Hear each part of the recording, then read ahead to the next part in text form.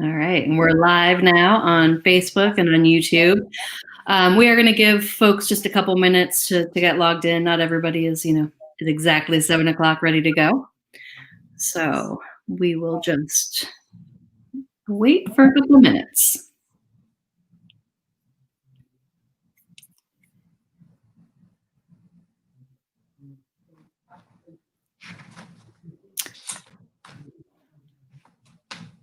I'm hoping, I'm going to just check in on Facebook because, oh, there it is. It's there. I don't even need to check. All right, awesome.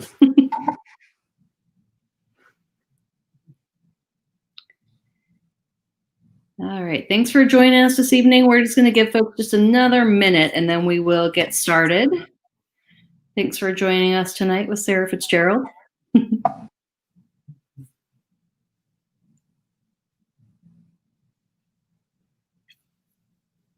All right.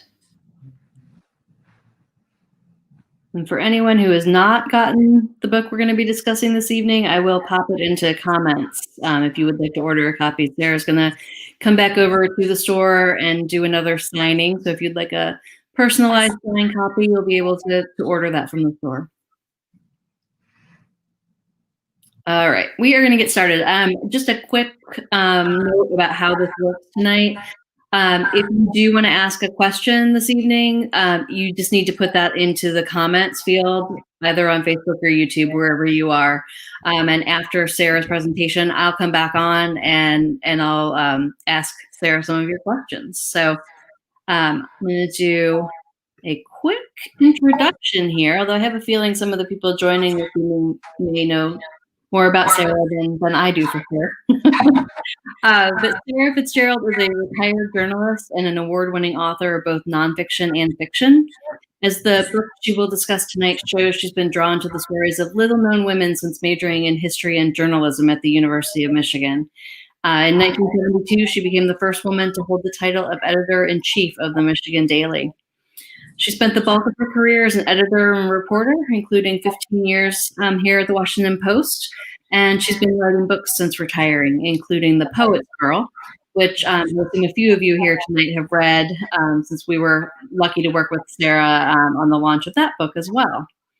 But tonight we're going to turn to her next work, which is Conquering Heroines, How Women Fought Sex Violence at Michigan and Paved the Way for Title IX.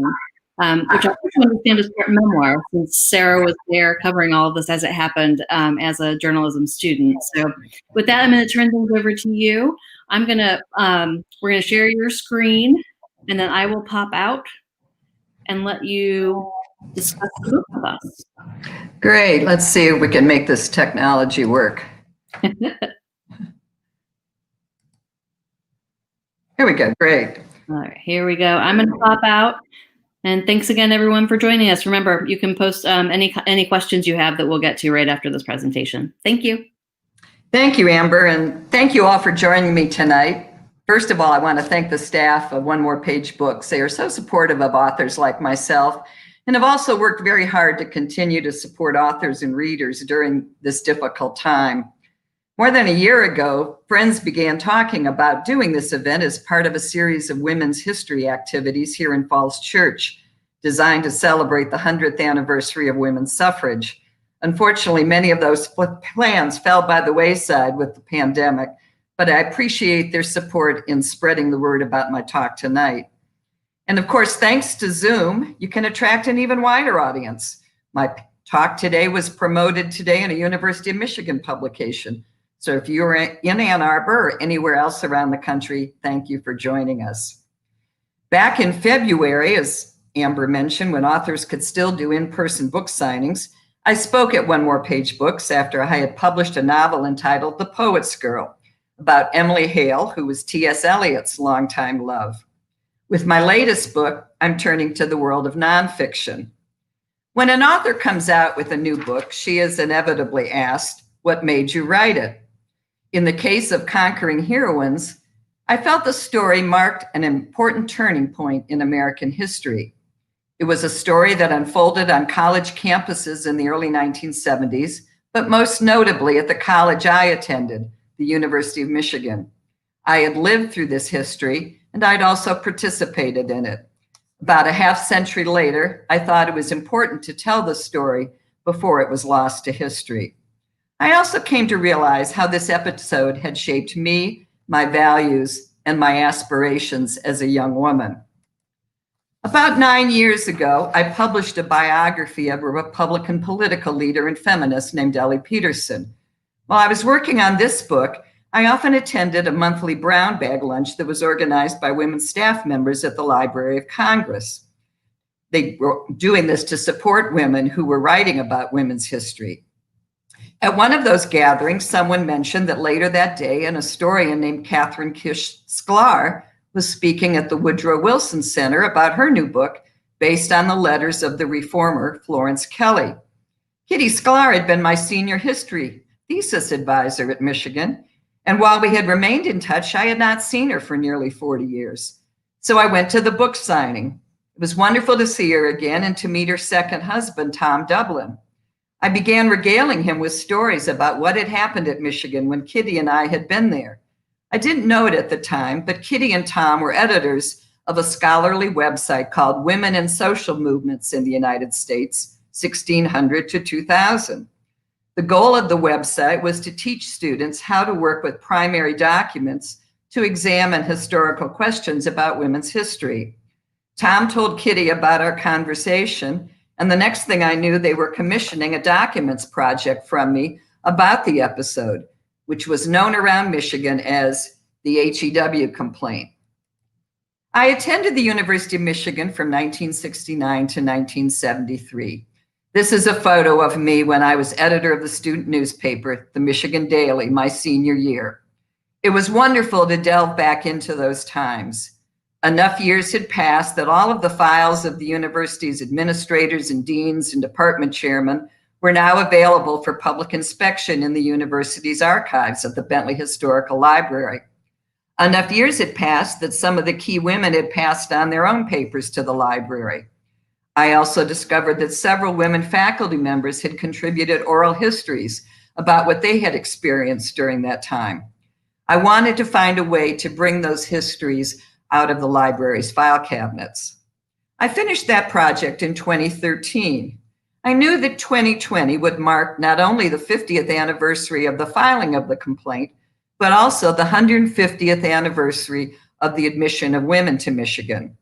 As that milestone approached, it became a strong motivation to return to this subject with greater depth. I was very grateful that when I proposed my book, the University of Michigan Press was willing to publish it.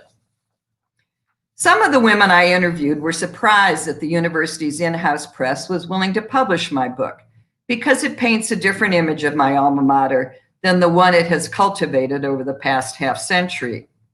I've lived and worked in the Washington area for most of that time and have long been interested in federal policy making. There is a certain amount of policy wonkery to this tale, but having lived through it, I also knew that it was populated by interesting characters and filled with some suspense. I thought it was possible to tell the story in an engaging way. We struggled a bit with the title until I thought that we could make a play on the lyrics to Michigan's fight song, Hail to the Victors.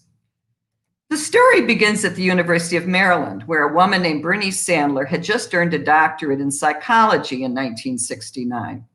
Her department was expanding and hiring new faculty members, but she was frustrated when she was passed over and went to ask a friendly colleague what the problem was.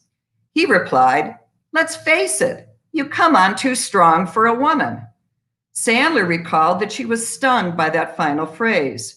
Shortly after that, another researcher spent most of the job interview with Sandler, explaining to Sandler that he couldn't hire a woman because when her children got sick, she would need to stay home with them. By that point, Sandler's children were teenagers. Then a counselor at an employment agency looked at her resume and said she was not really a professional, but just a housewife who went back to school. Sandler's husband was supportive and told her she was a victim of sex discrimination, a term she had never heard before. But she knew she had been a victim of an injustice, and she set out to see if she could find a remedy. She was shocked when she learned that academic women had been excluded from the protections of the key civil rights laws of the 1960s, largely to secure passage of the laws. The Equal Pay Act of 1963 exempted professional and executive women. Title VII of the Civil Rights Act of 1964 excluded employees, quote, in their educational activities. And Title VI, which barred many forms of discrimination in federal programs, did not include discrimination based on race. Did not include discrimination based on sex. Sandler continued to do her research. One day, she was reading a report by the U.S. Commission on Civil Rights and turned to the back to check out a footnote. It explained that in 1967, President Johnson had expanded a Kennedy-era executive order that barred federal contractors from discriminating on the basis of race to now include sex discrimination. She described it as a eureka moment because she realized that every major U.S. university was a federal contractor, and this would give women the tool they needed to challenge the discrimination they were encountering. But Sandler wasn't a lawyer, and she wanted to make sure she had interpreted this correctly. So she called the Labor Department, and her call was eventually transferred to the Deputy Director of the Office of Federal Contract Compliance. He was a lawyer named Vincent Macaluso, and he told Sandler, "I've been waiting for somebody to call me." Behind the scenes, Macaluso secretly guided Sandler on how to file a complaint and what she could do to support it. Because Macaluso was a civil servant, it was many years before Sandler revealed his identity and how he had helped her. On January 31st, 1970, Sandler filed the first of dozens of complaints she would eventually lodge against U.S. colleges, this one against her alma mater, the University of Maryland. She did it under the umbrella of a professional women's organization called the Women's Equity Action League, or WEAL. Macaluso had told her it would help if she had a title, so she signed the complaint as chairman of WEAL's Action Committee on Federal Contract Compliance. She later acknowledged that it was a committee of one. As I began working on my book, I was struck by an interesting historical parallel. 2 days before Sandler filed her complaint, women testified before the Senate Judiciary Committee to oppose President Nixon's nomination of G. Harold Carswell to the Supreme Court. This marked the first time a potential Supreme Court nominee was opposed on the basis of the positions he had taken in a case involving sex discrimination.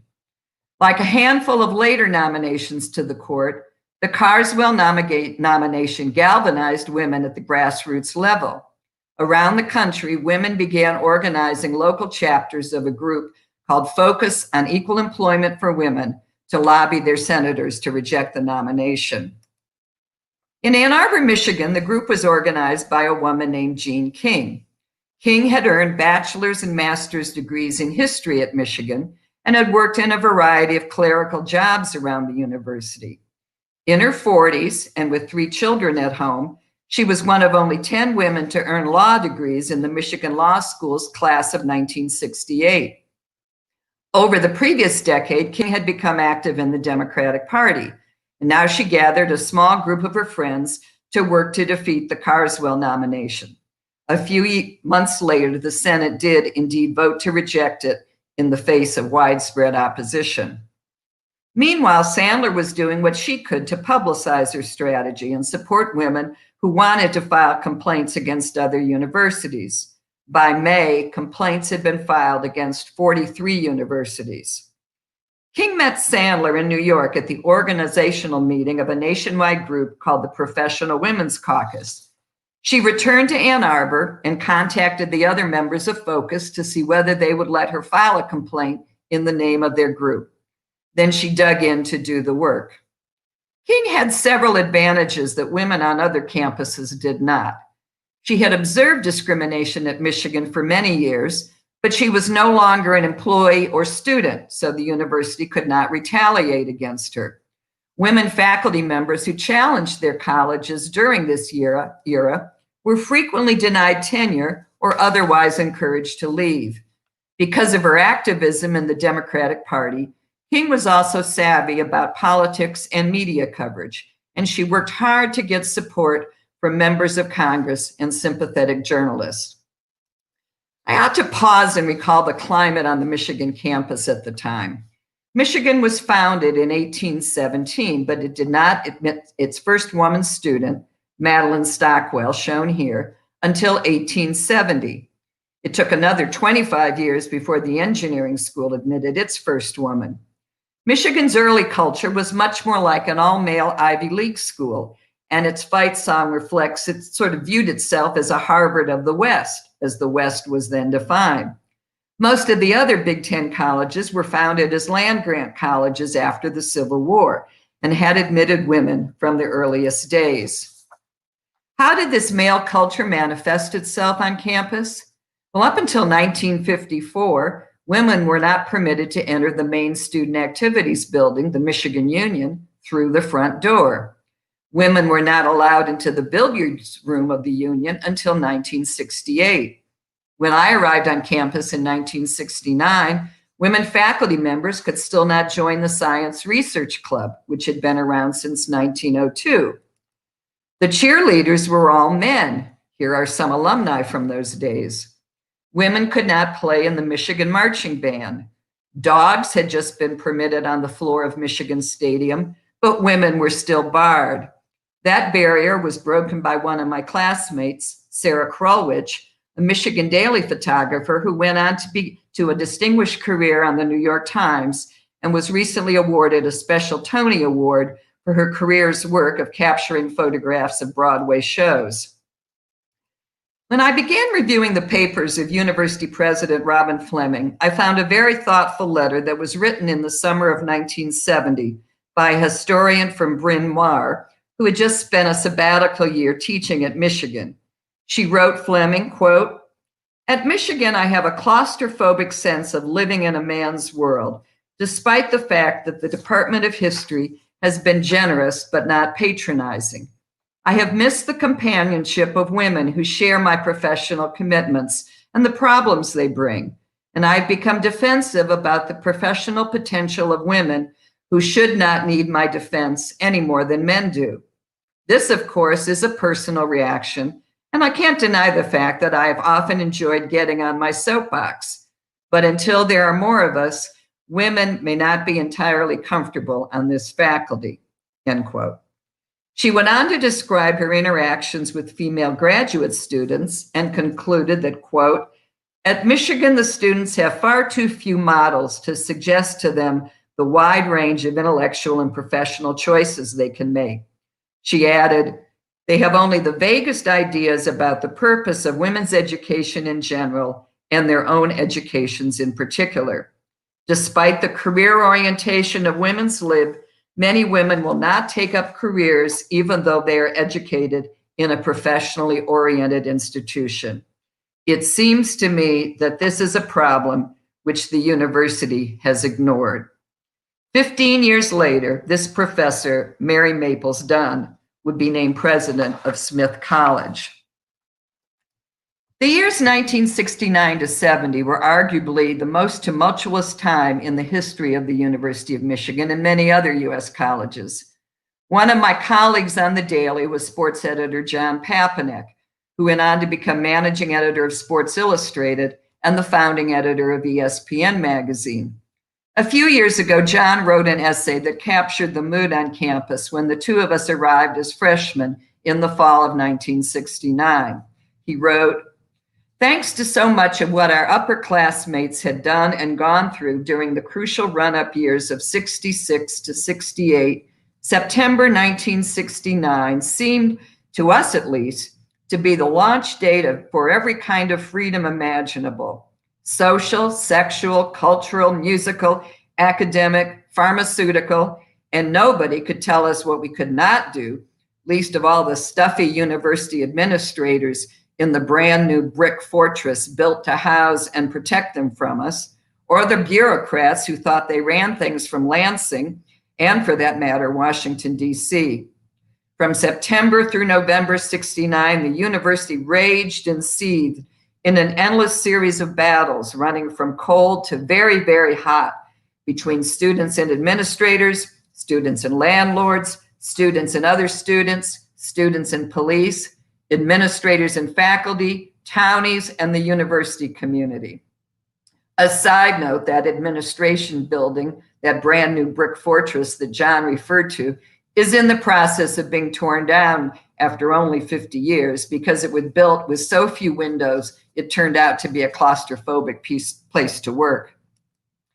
In his own memoir, Michigan President Robin Fleming wrote that while Michigan students had found things to protest all throughout the university's history, this time was different because of the unrest in the wider society. Quote, "We were involved in an unpopular war in Vietnam. We were engaged in civil unrest over racial differences, and protesters had learned the advantages inherent in the tactics of civil disobedience. On top of that, our values were changing. There were severe strains on the traditional family structure. Drugs, particularly marijuana, had entered the scene.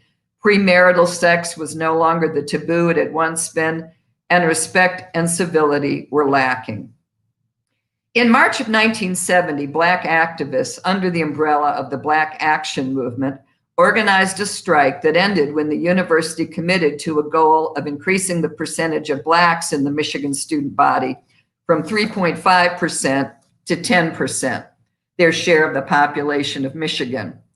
As an aside, persons of color now represent 35% of the student body, but Blacks still lag behind at only 5%. Jean King was a student of history, and she knew how the aspirations of women and minorities had often collided over the course of American history. She later said that if the BAM strike had not been resolved, she would not have filed her complaint. She said she didn't want the university to set up Blacks and women to compete against each other. King continued to work on the complaint, supported by a tenured psychology professor who secretly applied her statistical expertise to preparing the document. The complaint was also supported by the research of a graduate student named Kathleen Shortridge, who was taking a seminar in investigative journalism. Shortridge's findings appeared in a lengthy story in the Michigan Daily that spring. In her story, admissions officials acknowledged that for my class, the class of 1973, they had imposed a quota of 55% men, 45% women. It turned out that in the 1960s, the percentage of women had been growing because they had better grades and test scores. And admission officials had feared that if the trends continued, there would be what one of them called an overbalance of women. In the graduating class of my Michigan high school, 36 of us went to Michigan. Little did I know that as a woman, I had to meet a higher standard than my male peers. The complaint pointed out that of 900 professors in the university's largest unit, the College of Literature, Science, and the Arts, only 34 were women. Across the university, only 6.6% of professors were women, but if you excluded the School of Nursing, that number dropped to 5.3%. Even in other disciplines like education that had traditionally attracted more women, only 6 of the 100 professors in that school were women. But the complaint went beyond the classroom. Michigan actually employed more women than men in non-teaching roles, but they were relegated to the lowest paying jobs. Many of these women also complained that they were expected to do the work of managers and business professionals, but were not being compensated for it. The university viewed many of them simply as student wives who would soon be moving on with their husbands. King recruited a Republican feminist whose late husband had been a law school administrator to co-sign their complaint. Following Sandler's strategy, they sent copies to the media rather than university officials. As Sandler explained it, quote, "Why give the university time to respond publicly? This way they would get a call from the newspaper saying, charges have just been filed against you in terms of sex discrimination. They wouldn't know what to do because they hadn't seen it. Sometimes they would say things they shouldn't." The complaint was sent to then Labor Secretary George Shultz in May 1970. Because it involved a university, the Labor Department turned it over to what was then the Department of Health, Education, and Welfare to pursue. Macaluso had advised Sandler that it was important to enlist the support of members of Congress to keep pressure on the agencies. As it turned out, both departments changed their cabinet secretaries at that time. So the women ended up sending 4 rounds of letters, more than 80 in all, to all the members of the Michigan congressional delegation. That summer, Elliot Richardson was nominated to the first of his 4 cabinet posts as Secretary of HEW. One of the key questions I wanted to pursue in my book was the extent to which university presidents had lobbied Richardson to get him to relax his department's enforcement efforts. Richardson donated his papers to the Library of Congress, and I was happy to discover that he had a secretary keep transcripts of his phone calls, and I could also review all of his appointment books and other files. Over that summer, Sandler helped Congresswoman Edith Green stage several days of congressional hearings to help bring the problem of sex discrimination to light. By then, Sandler had helped file complaints against about 100 universities. The transcripts of the hearings were subsequently compiled, printed, and distributed widely by Green and Sandler. Sandler said the hearings did more than anything else to make sex discrimination in education a legitimate issue. Among other things, she reported that in the fall of 1969, the University of North Carolina had admitted half of the men who had applied, but only 1/4 of the women. It was not until later that fall that the University of Virginia admitted its first undergraduate women. At the hearing, Sandler subbed up what she described as, quote, the rather odd and illogical reasoning through which women were being denied admission to graduate and professional programs. Quote, if a woman is not married, she'll get married. If she's married, she'll probably have children. If she has children, she can't possibly be committed to a profession.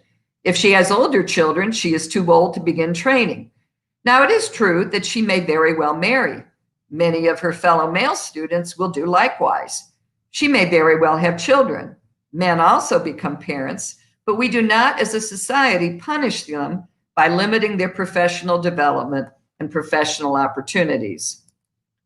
That August, with the urging of many members of the Michigan congressional delegation, HEW sent an investigative team to Michigan.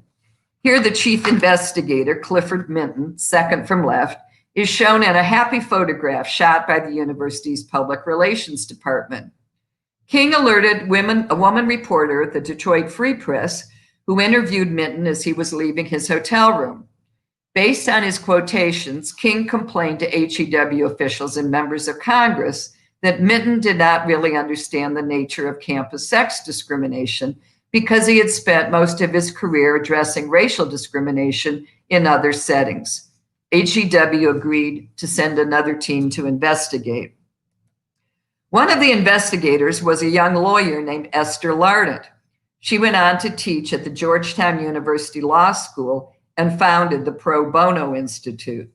A few years ago, women in the American Bar Association set out to capture the memories of pioneers like Lardent. In interviews about a decade ago, she recalled that she was appalled by what she and her fellow investigators had found at Michigan. Quote, I don't think any of us sort of realized how intense this was, how accepted it was, how widespread it was. Women were clearly not taken seriously. They were not viewed as peers. What we would do is literally go through people's credentials, and the credentials would be identical to a man, and they would be seen as second rate or innately presenting problems and obstacles and that sort of thing. It was exciting because this had never been done before. We literally created the model for how the review went. Women were there in greater numbers, and women were applying in greater numbers, and it was just a different kind of discrimination. But it had an intensity to it that was very strong. When I thought about doing civil rights work, I had always thought about it in terms of race. We have such a horrible history that is pernicious and lingering to this very day, obviously, racism in this country. But there was a kind of viciousness about this sex discrimination that was really disturbing. 2 months later, in October 1970, HEW told the university that its team had found wide-ranging instances of sex discrimination.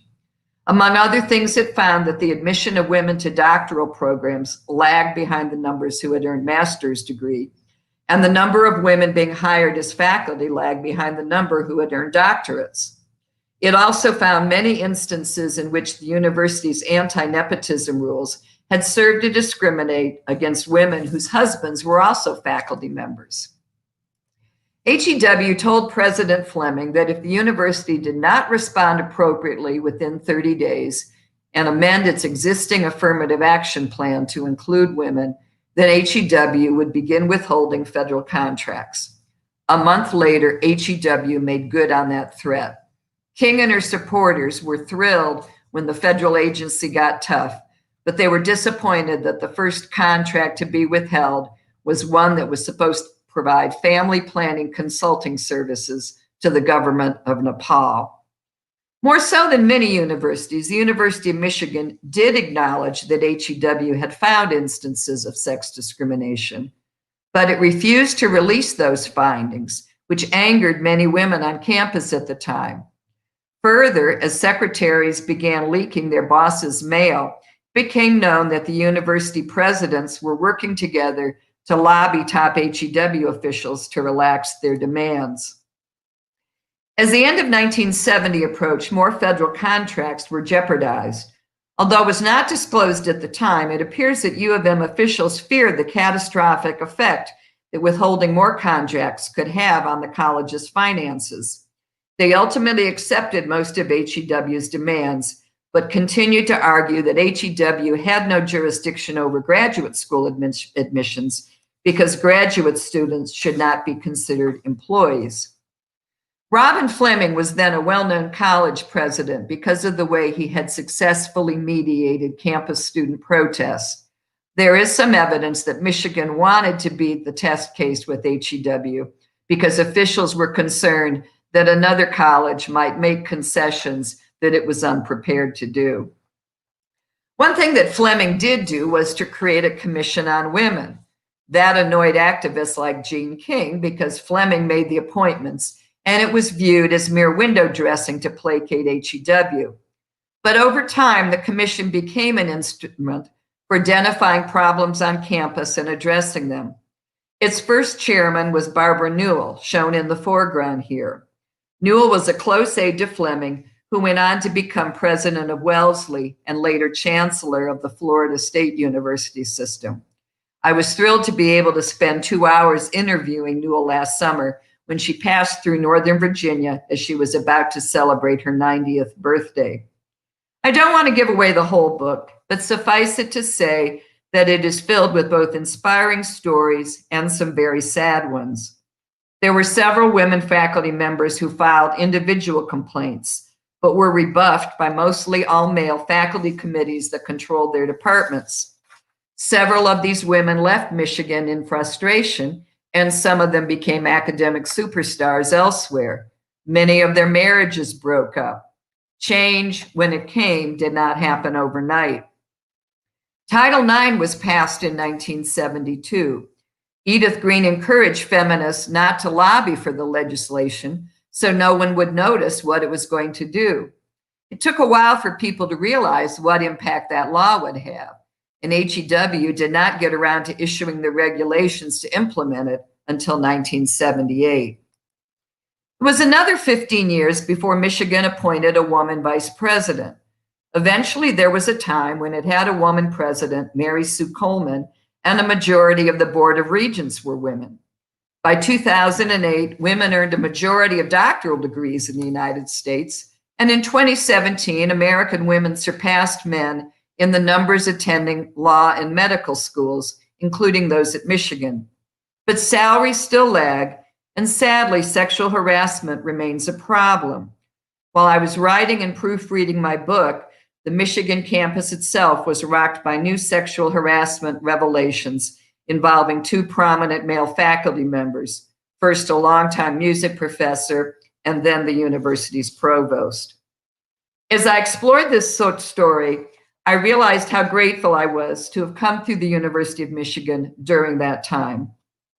I was inspired by these women and became friends with some of them. It was during those years that Ms. Magazine was founded, the Equal Rights Amendment cleared Congress, the National Women's Political Caucus was founded, and the Supreme Court issued its decision in Roe v. Wade.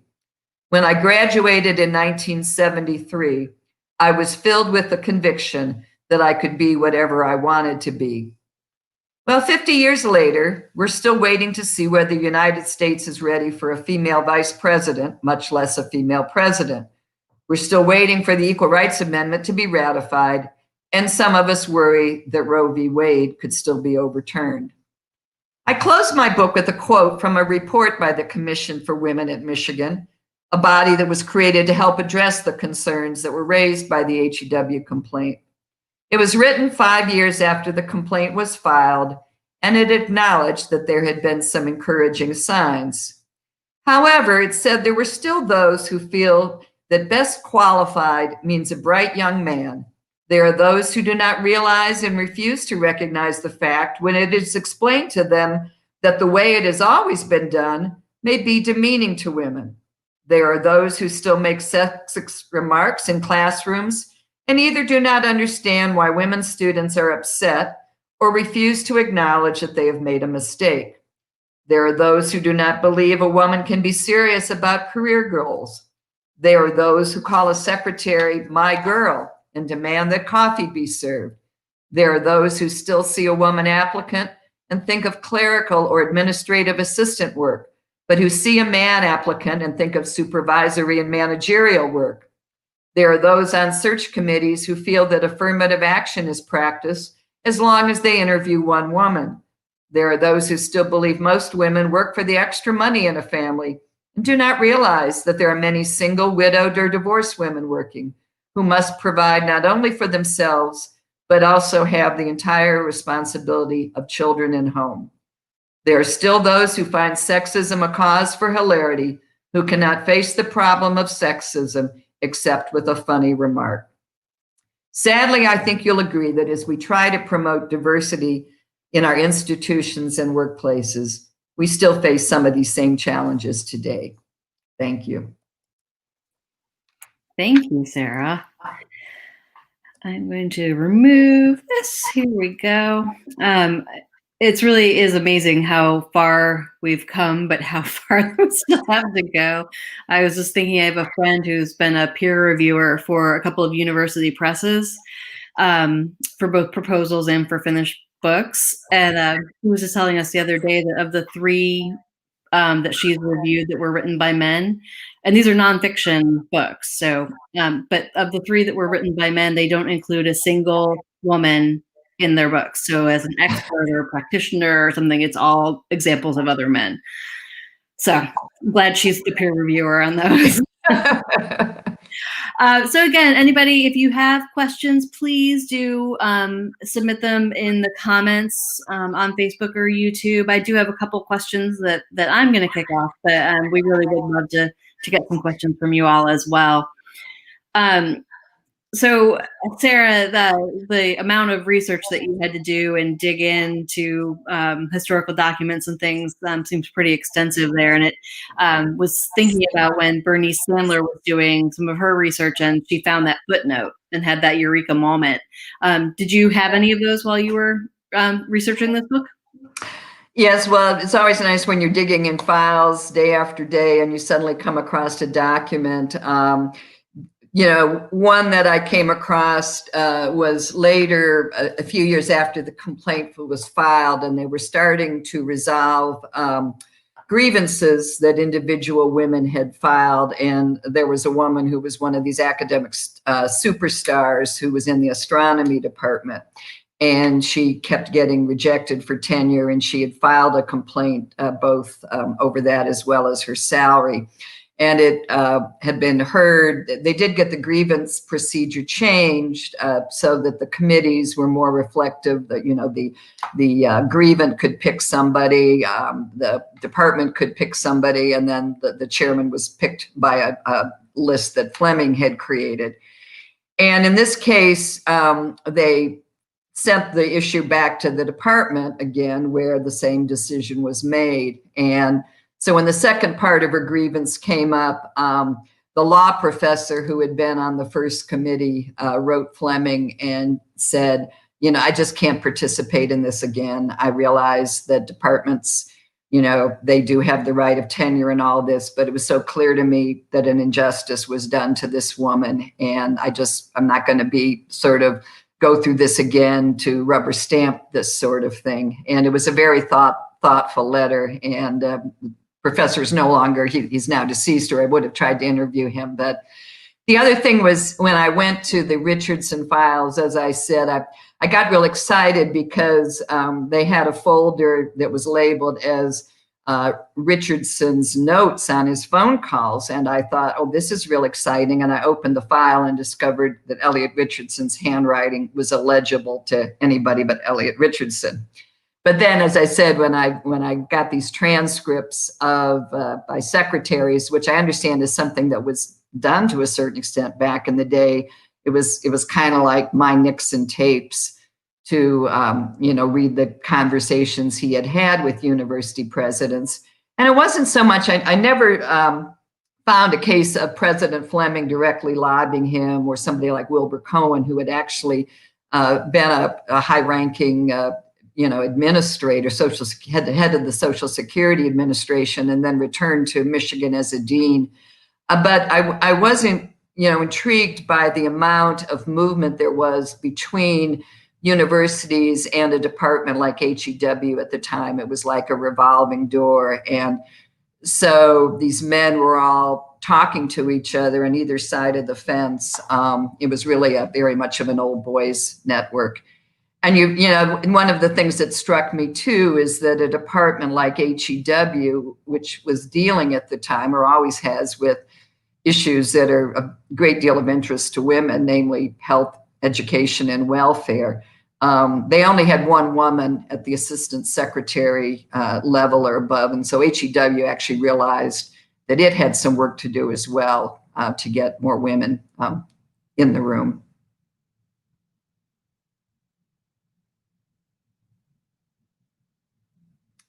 I think you're muted, Amber. I am. I was muted. I think there were T-shirts being made that say you're muted. We'll all get one of those during 2020. So you were actually on campus when so much of this was going on, and you were reporting as a student journalist. And so, looking back 50 years later, do you have sort of a different perspective, either on the university or on your work as well that you were doing at the time? Well, I think it's true, and I have some of these conversations, with some of my children about, students and younger activists have a certain amount of impatience. And as you get older and you move into institutions, you get a different perspective of things. I mean, some people do. You see things, you understand a little bit more about the challenges of rapid change. But one of the quotes in my book was a woman, and I was talking to some of my kids recently about this, that you really need sort of three factors in change. That you have activists who are calling for change, and then sometimes you have somebody in the middle who the activists make them seem their solution much more reasonable for the people who don't want to make the change. And so sometimes that's how you end up in the middle. Living in Washington too, and watching how presidential administrations or companies deal with PR crises, you can understand some of the crisis management and the desire to keep a lid on a story until people are ready to talk about it. But sometimes I think that a lack of transparency, and particularly over the past 50 years, can increase the problems. I think it certainly made it worse for Fleming back then. Can you talk a little bit more about what was going on some other campuses? Yeah, Harvard actually, earlier in 1970, Harvard had been subject to an HEW investigation, and the Boston area chapter of NOW had filed a sex discrimination complaint. But what happened in Harvard is that HEW became more focused on racial discrimination. And when it had a contract threatened with being withheld, it was really more around the issue of whether Harvard was willing to open up its files. And it differed a little bit by regional offices in HEW. The Michigan complaint was managed by the Chicago regional office, and for whatever reasons, they seemed to be more aggressive about going after sex discrimination. Columbia University was another one. It had an active women's liberation chapter then, and Columbia became very intransigent. One of the things that was interesting when I got into Richardson's files, and his leading the Civil Rights Division of HEW was then headed by J. Stanley Pottinger, who has actually been in the news again recently as a lawyer for some of the Jeffrey Epstein victims. But Pottinger was an official in the Nixon and Ford administrations. And he and Richardson had some dialogue about Columbia's intransigence. And as it got up to December of 1971, they were really going to put the screws, so to speak, to Columbia because it was just fighting. In a lot of other cases, sadly, again, an individual woman might get fired and didn't seem to have the protection. And as the University of Michigan was more successful, it kind of became viewed as a mecca. And so a lot of women would be contacting the women at Michigan for, guidance about how do we do this and how do I get my job back and those sorts of things. So women during that time were improving their networks through the organizations they were joining, and also as the professional associations for academics started to open up and they formed women's caucuses and things, the women just started sharing information more, and that was a big help as well. Great. And we do have a question. I'm going to pop this up here. Sandra asks, how much attention did the ERA activists as Bella Abzug, Betty Friedan, and Shirley Chisholm give to this? I think that they were all focused on a bundle of issues. I don't think that they were specifically focused on this one because they weren't faculty women. They were obviously key leaders, and I think Bella Abzug came and spoke at Michigan during that time, and so that was always a good way to rally campus women. There was a little bit of tension right around the time the complaint came to light. Michigan had a teach-in that was to celebrate the centennial of women on campus, and its climatic event was a big panel at Hill Auditorium, the major auditorium. And the panel included Martha Griffiths, who was the Michigan Congresswoman who was responsible for discharging the Equal Rights Amendment from the House Judiciary Committee, Catherine East, who was a longtime Department of Labor feminist who did a lot. And then there were a couple of more radical women, including Robin Morgan, who published the anthology Sisterhood is Powerful at that time. And the panel was disrupted when several women, they had sort of made plans, they were going to take over the stage, saying, we don't need a panel of experts, every woman is expert in her own oppression. And they finally got the program back on track and with a little less of the hierarchy that they were objecting to. But it was a tense moment, and as one of the more radical women said, these professional women want to be on the board of United Fruit. We want to destroy United Fruit. So there was tension between women who really had professional aspirations and more radical women who were concerned about a whole raft of sort of what became known as the women's liberation, agenda. And that tension persisted on into the fight over the Equal Rights Amendment. So that was how it manifested itself, and women were often could not agree on what was the best strategy for pursuing their causes.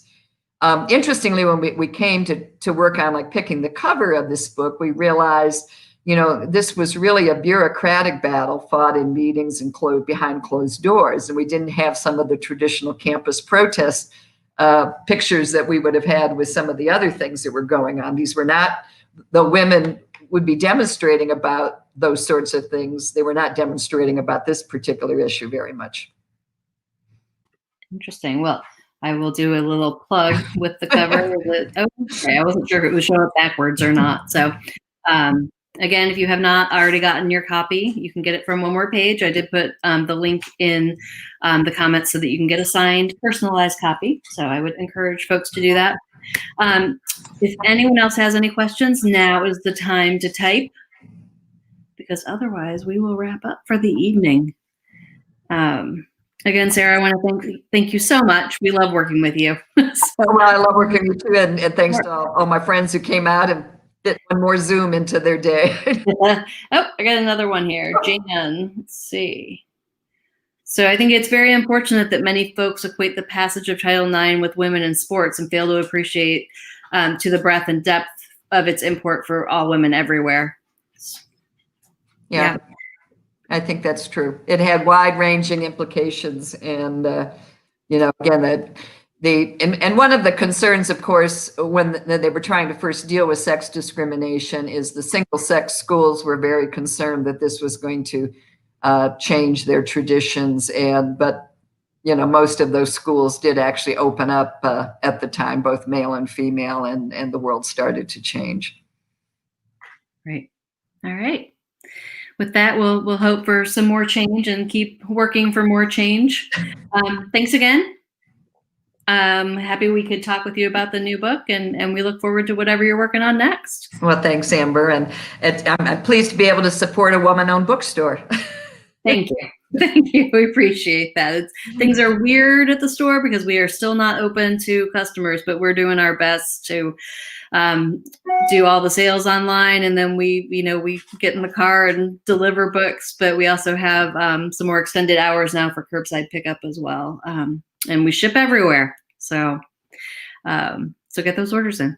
All right, thank you so much. Have a nice evening. Thank you, everybody. Thank you, Amber.